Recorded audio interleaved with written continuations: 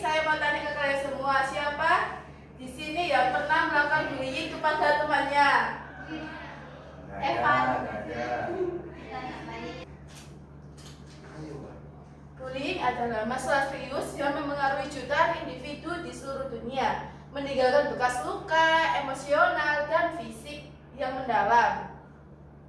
Semoga presentasi yang saya jelaskan ini akan mengupas tuntas definisi, dampak, hingga strategi pencegahan bullying.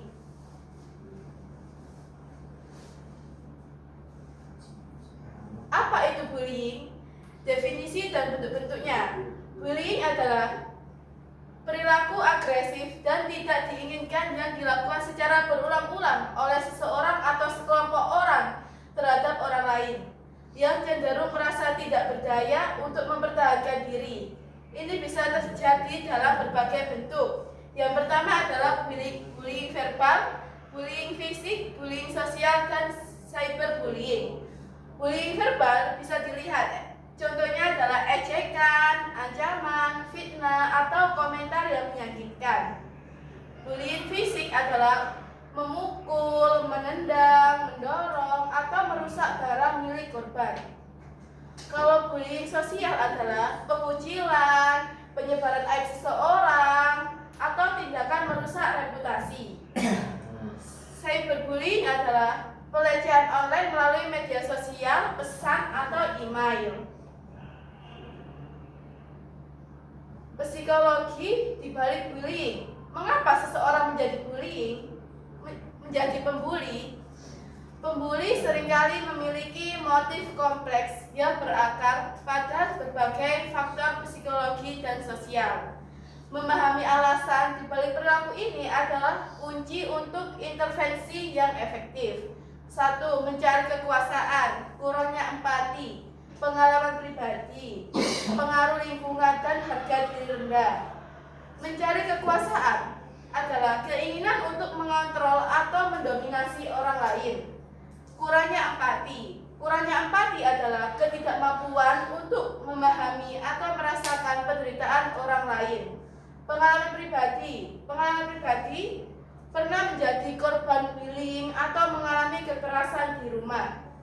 Pengaruh lingkungan. Pengaruh lingkungan adalah tekanan, teman sebaya, atau norma sosial yang salah.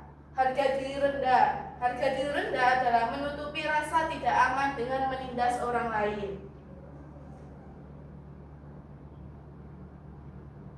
Dampak bullying pada korban, luka yang tak terlihat. Korban bullying seringkali menderita dalam diam dengan dampak yang dapat bertahan lama dan memengaruhi berbagai aspek kehidupan mereka.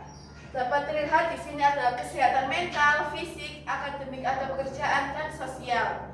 Kesehatan mental adalah kecemasan, depresi, gangguan stres, pasca trauma, bahkan pikiran untuk bunuh diri. Kalau fisik contohnya sakit kepala, sakit perut, gangguan tidur, dan masalah kesehatan lainnya akibat stres kronis.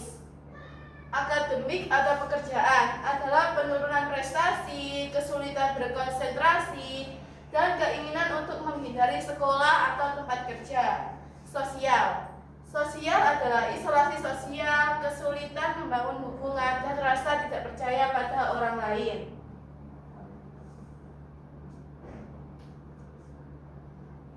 Peran lingkungan bullying di sini ada keluarga, sekolah, dan komunitas dalam bullying. Lingkungan tempat anak tumbuh dan berkembang memiliki peran krusial dalam membentuk perilaku bullying dan memberikan dukungan kepada korban. Intervensi harus holistik. Ada keluarga.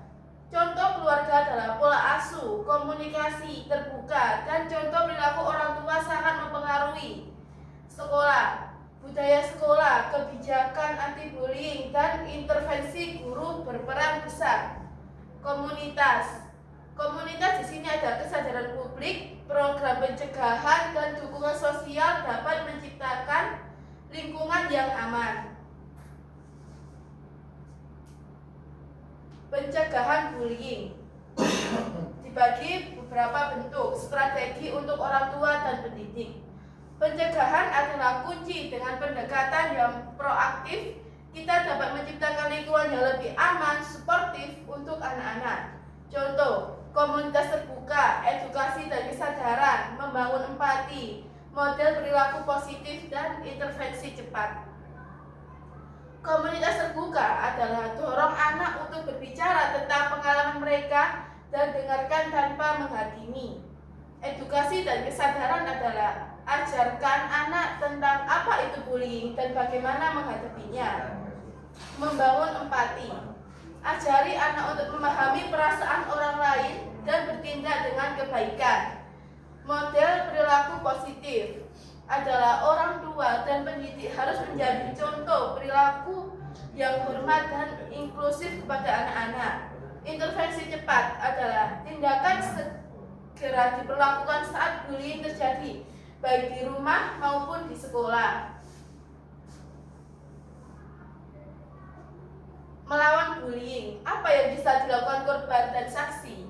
Korban dan saksi memiliki peran penting dalam menghentikan siklus bullying.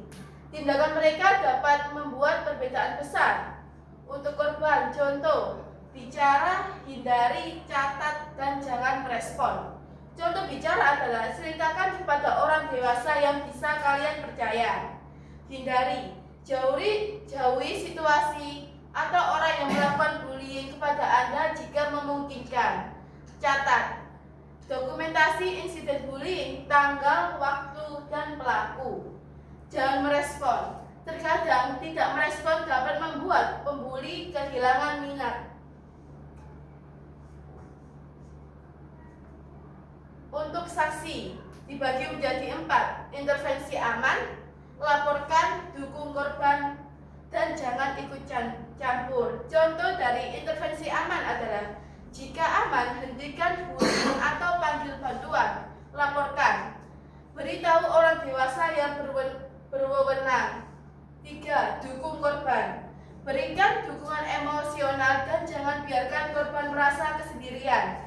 4. Jangan ikut campur, hindari memperburuk situasi atau ikut menindas kepada bullying.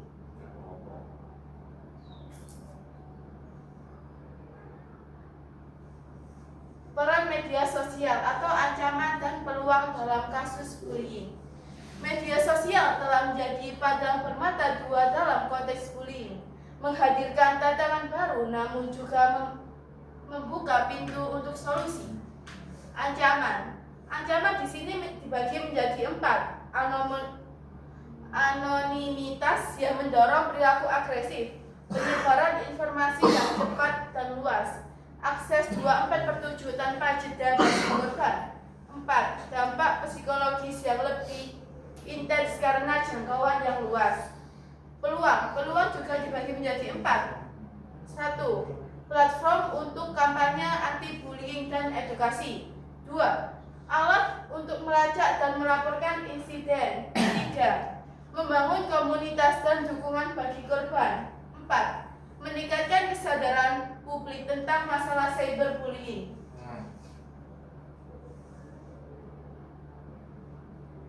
Kebijakan dan hukum atau mendukung lingkungan bebas bullying.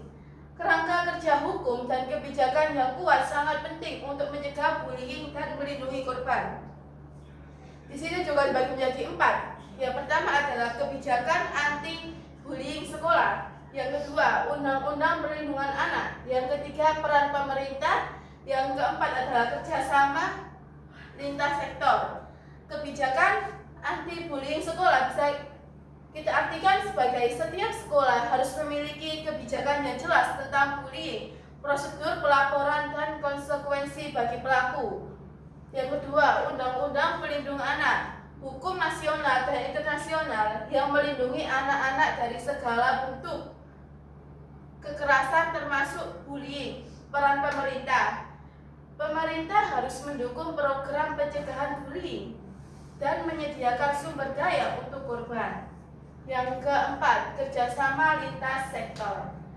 Kolaborasi antara lembaga pendidik, penegak hukum, dan organisasi masyarakat untuk menciptakan lingkungan yang aman.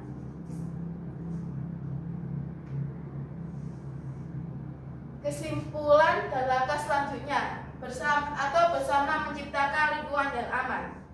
Melawan bullying adalah tanggung jawab kita bersama dengan pemahaman, tindakan, dan dukungan. Kita dapat membangun dunia yang lebih baik. Mari kita berkomitmen untuk menciptakan lingkungan di masa setiap individu merasa aman, dihormati, dan memiliki kesempatan untuk berkembang tanpa rasa takut. Sekian materi yang saya jelaskan tentang bullying, kurang lebihnya saya mohon maaf sebesarnya. Saya akhiri, wassalamualaikum warahmatullahi wabarakatuh.